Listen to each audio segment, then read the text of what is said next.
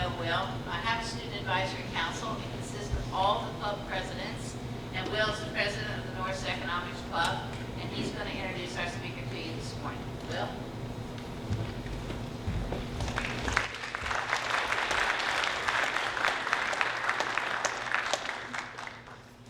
Thank you very much, Dean. I appreciate it. So like Dean said, my name is Will Weber. I'm the president of the Norse Economics Club. Apparently I have sore voice too. But I'm also the vice president of the Student Government Association. And it is my honor and privilege to introduce to you the first keynote speaker of Business Week 2016. Rich Boehne is chairman of the board, president and CEO of the Scripps Company. Scripps is a news industry pioneer that today is leading the building of journalism businesses for digital age consumers. Under Rich's leadership, the company's strategy is built upon a deep commitment to public service. And just this last week, Rich Boehne was in Washington, D.C. and received the First Amendment Leadership Award. What? His leadership does not stop there. Rich was recognized as outstanding alumnus of the Northern Kentucky University in 2001 and currently serves as a board of regent to NKU since 2012. So I know you all didn't come here to listen to me speak because we have a phenomenal community leader and business leader that is here to speak to all of us. So ladies and gentlemen, I present to you the chairman of the board, president and CEO of Scripps Company, outstanding alumnus and regent, Rich Boehne.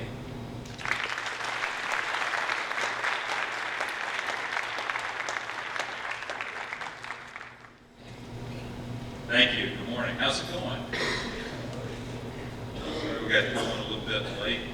I saw the traffic jam. I lived down in East Newport, the old neighborhood, and I came out from 27. It wasn't too bad. Thanks for being here, by the way. It was business week, and I thought, well, I better wear a suit.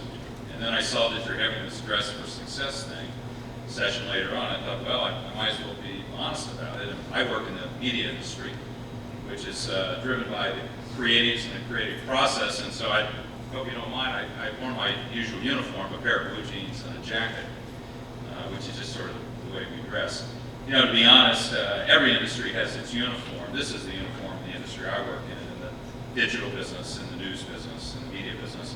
No different than the folks at Fifth Third. Anybody work at Fifth Third? Got your jackets and pins on today?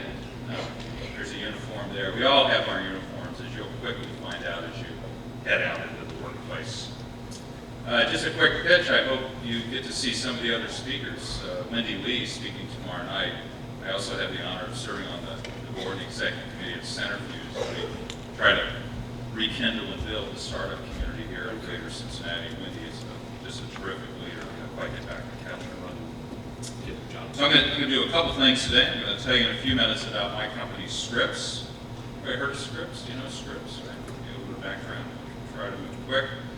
And talk a lot about the stunning transformation of media distribution channels. Every business has distribution channels, right? And ours in the media industry have changed in unbelievable ways over the past 10 to 15, almost 20 years.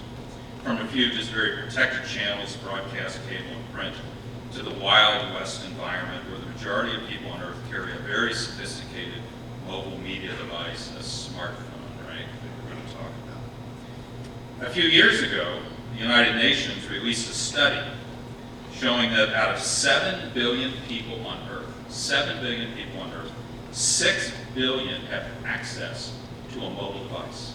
6 out of 7 humans have access to a mobile phone.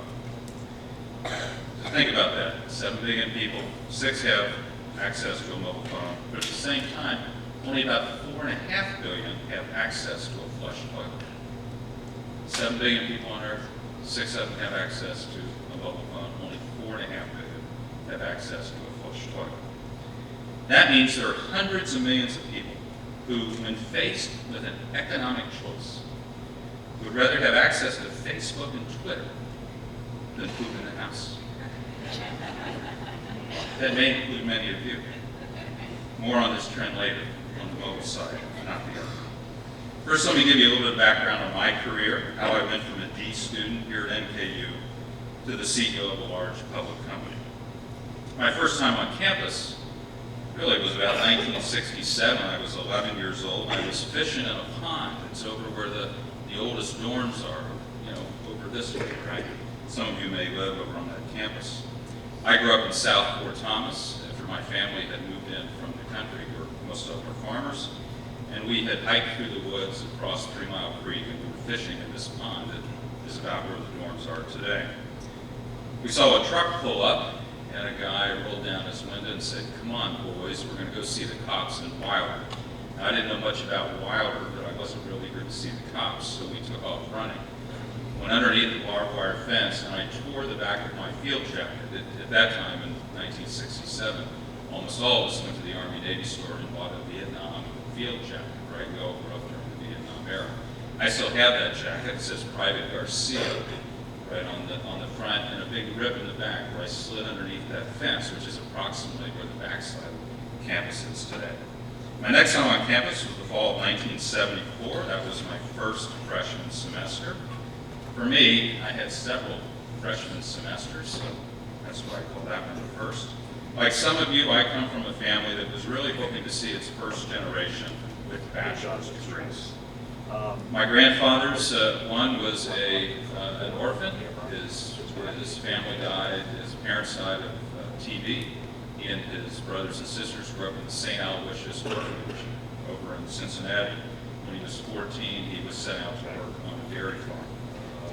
His wife, my grandmother, was an English immigrant. I recently had a chance to go knock on the door of a little town in NKU, where my grandmother grew up. And 2 teenagers answered the door, very perplexed by what this guy from the States wanted and why he was knocking on their door. On my mother's side of the family, all tobacco farmers from Kentucky, just down toward Hamilton County. And in the winter, my grandparents built classrooms in an elementary school down in the country to make extra money over the winters. That meant when I was a kid, I had an incredible supply of pencils. They were all about this long, and little stubby erasers that they had picked up in the classrooms.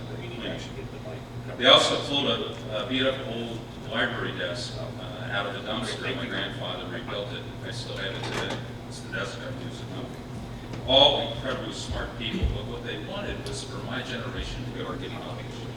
Just like many of you. I was a news junkie, starting out as a 10, 12-year-old. I read the newspaper. I loved current events and news. I really wanted to be a journalist. So their dream for my generation to go to college and my dream to be a journalist seemed like it was going to merge pretty well. There was really one problem, though. I was not ready for college when I walked onto this campus in 1974. Or the alternative theory is I was just kind of completely out of control. Some of you might know what that's like to be a completely out of control 17, 18, 19, 20, 21, 22-year-old young man and woman. I did very poorly here in school. I ended up, that first semester was a lot of fun, but then I got a probation notice.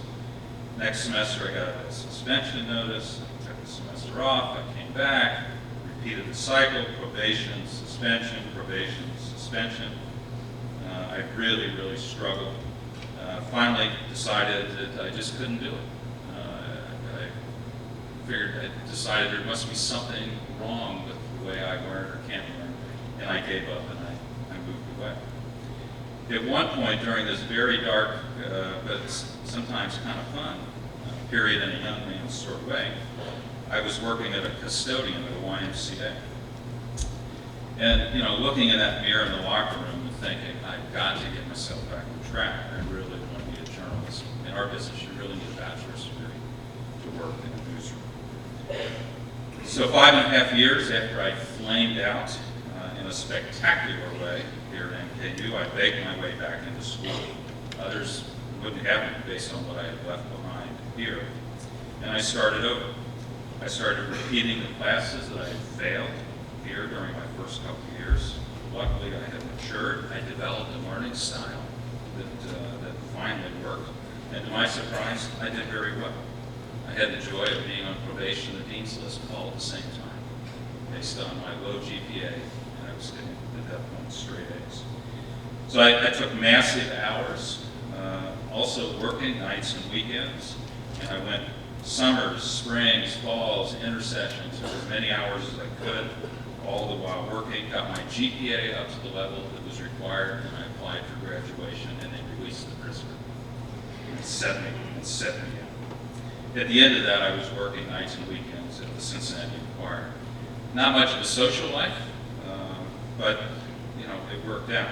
The night I graduated over in Regents Hall, I had to go to work. And on the following Monday, I started a full-time job at a little newspaper.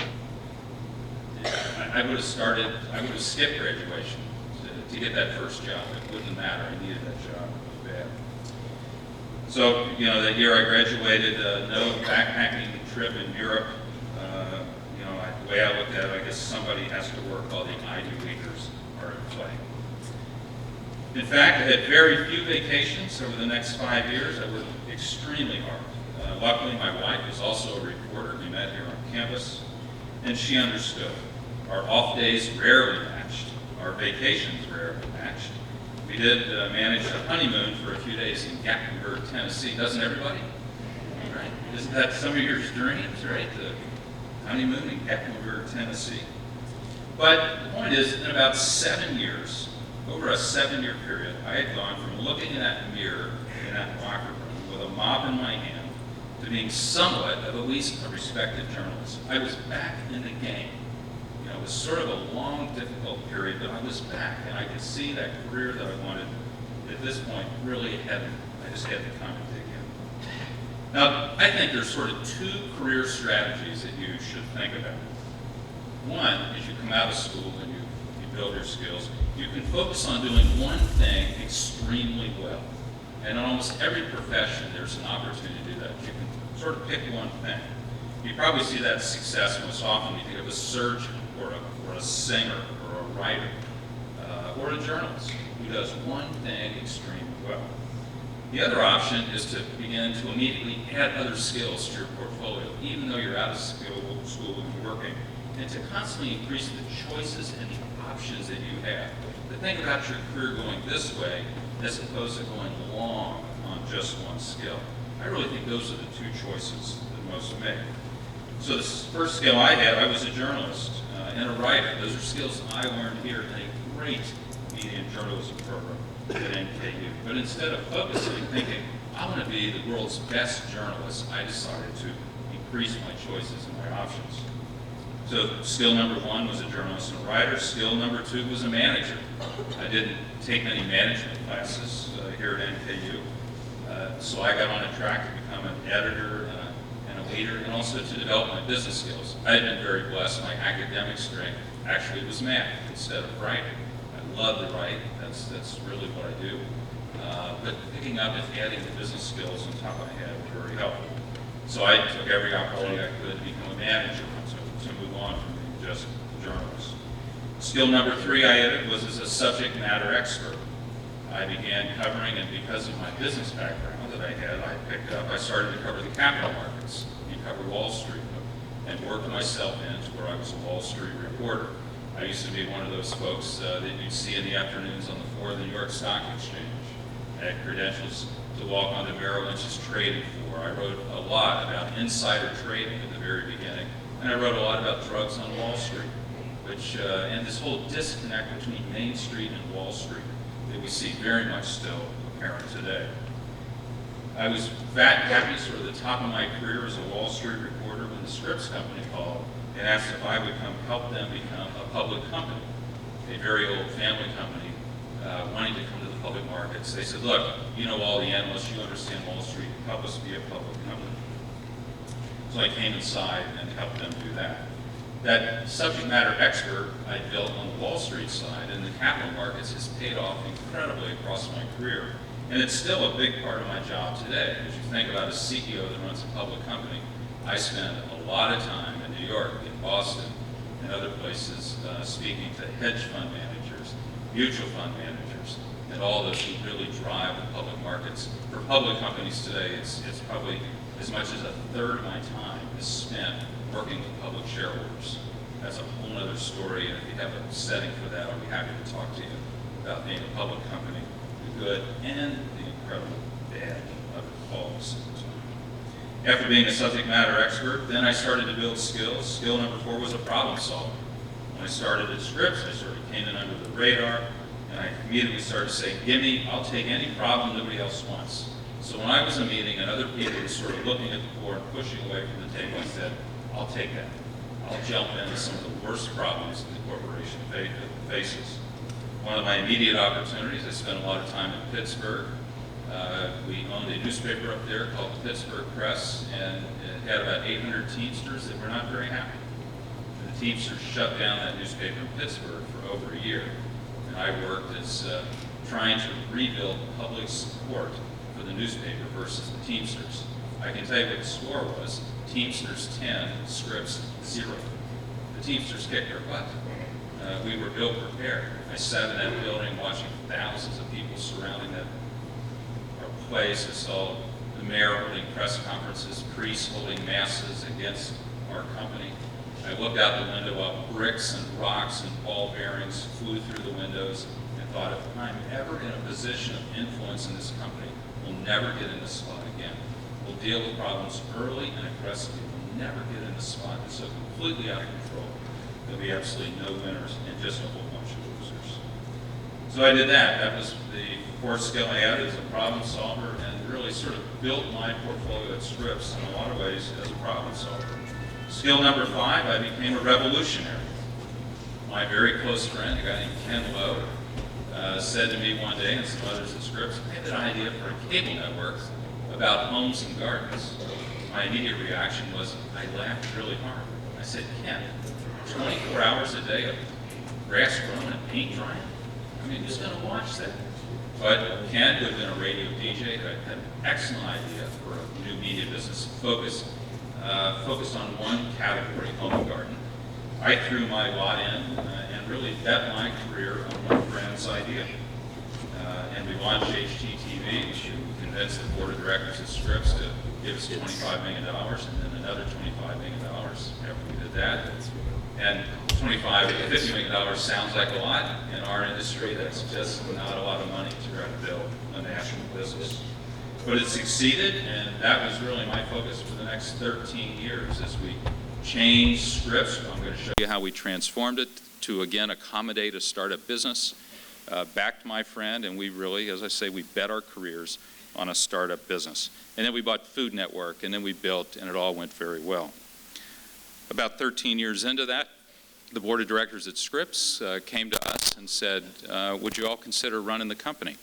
I was in my early 40s, and Ken Lowe was in his late 40s, and Scripps, the board, jumped over several generations of managers and made me executive vice president and Ken Lowe the CEO, and gave us the company to run. Wow.